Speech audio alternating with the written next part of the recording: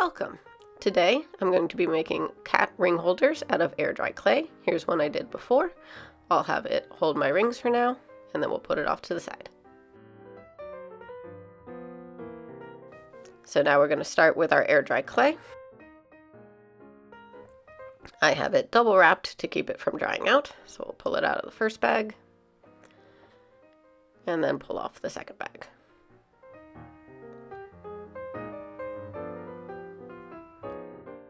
So we're going to cut off a portion for our ring holder. Normally I would do this with the wire clay cutter, but I don't know where mine is. So before we get started, we're going to get ourselves some parchment paper.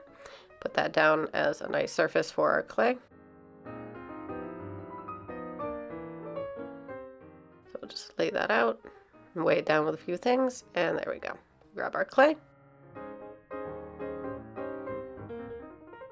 We'll wet it up. Wet our hands, just so things don't stick.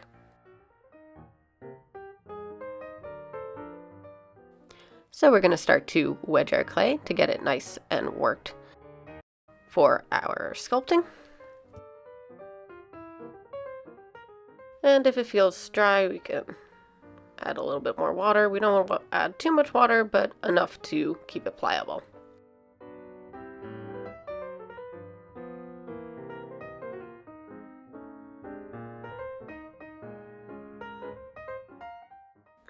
So once it's all wedged, we'll get ready to sculpt. So I'll bring my water over to keep it from drying out, and I'll start to sculpt my little cat.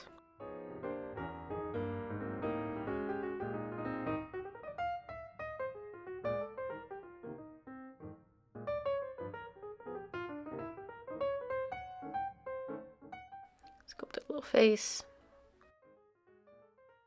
a little angle behind the head, behind the tail, to get a nice shape to it.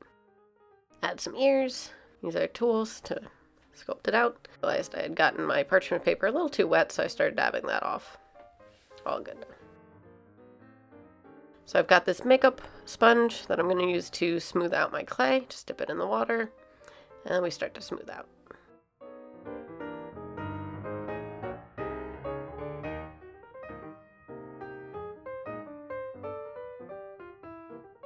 For more of the delicate bits, I was using my fingertips just to get nice in those little spots. And I use the sponge to smooth it all out.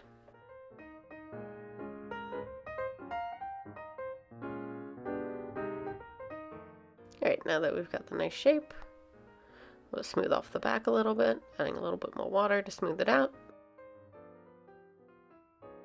And it should be all good to dry. I'll put these tools underneath just to keep the nice shape we added so it doesn't droop down as it's drying. So now that's all dry, we're going to start sandpapering. I've got this nice mask to keep any particles out of my nose, and we'll start to sandpaper. We just want to sand out any little wrinkles or cracks that might have developed during drying. I realized I was getting clay particles everywhere, so I put a paper towel down for easy cleanup later.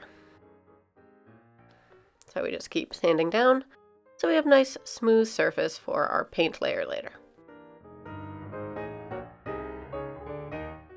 Make sure to get in any of the crevices.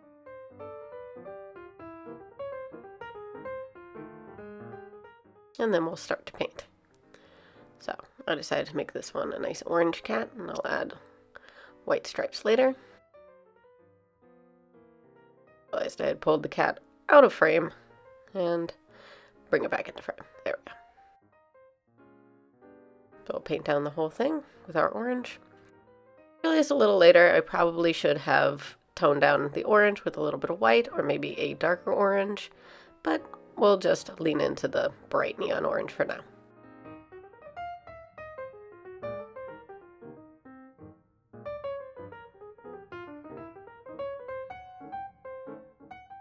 Make sure to get the whole surface, get everywhere we can. Once that's dry, we'll paint the bottom.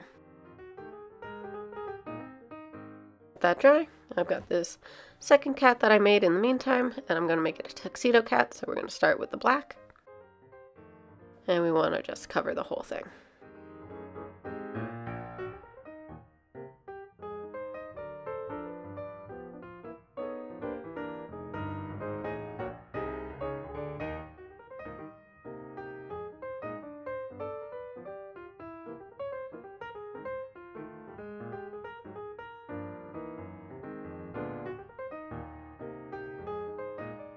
Cover it all in black so that we have a nice coating over the whole clay, because we don't want any clay sticking out.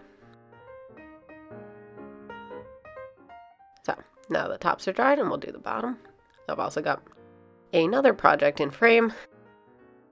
Leave your guesses as to what it's going to be down in the comments.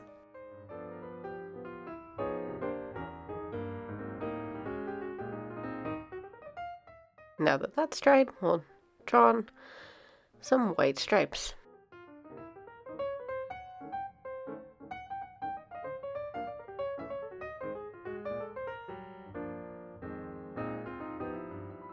And I realized I put a little bit too much white on that side, so I'm going to cover it up again with the orange, and then let that dry and start the white lines on the other side.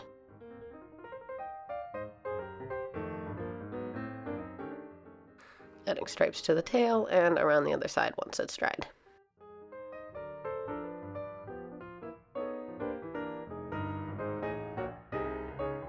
Add some stripes to the feet and add in a white little belly.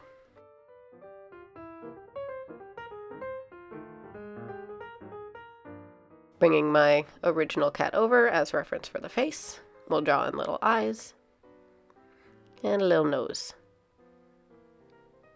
and happy smiling mouth. We want to make it a happy little cat. And some little whiskers.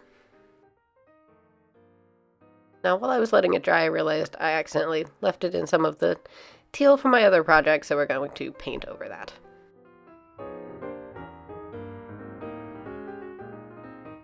I started to paint over it, and it really wasn't covering it. So I wanted to try wiping it off, but ended up wiping off most of the paint. But then I just paint over with the orange, and it seemed to cover it pretty well. We're going to go back over our black cat and get any little spots that were out. And then we're going to add the white of the tuxedo cat.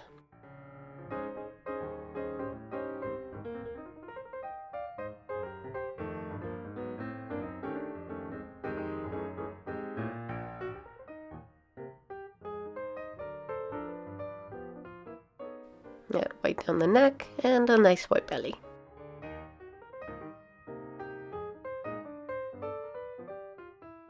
Add a sock to a front paw and a sock to a back paw for a little asymmetry.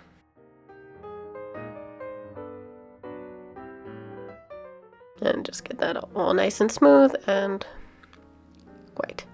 We're going to add the eyes on this one in white as it's on top of black. And then we'll add a little nose and a mouth.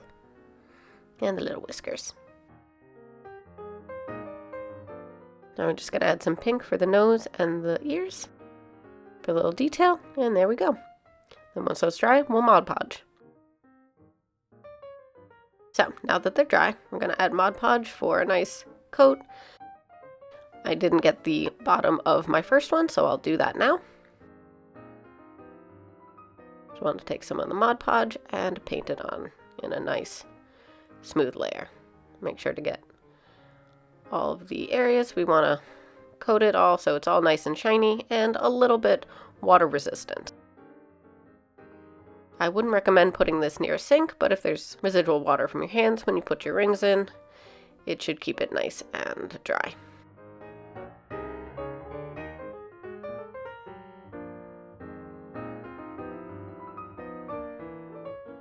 So there we go. You get a nice coat of the whole thing. And once those are dry, we'll flip them over, do the bottoms, and then we'll be done. So here are the trio of cat ring holders, all complete. Aren't they adorable? Thank you for watching, and I hope you enjoyed.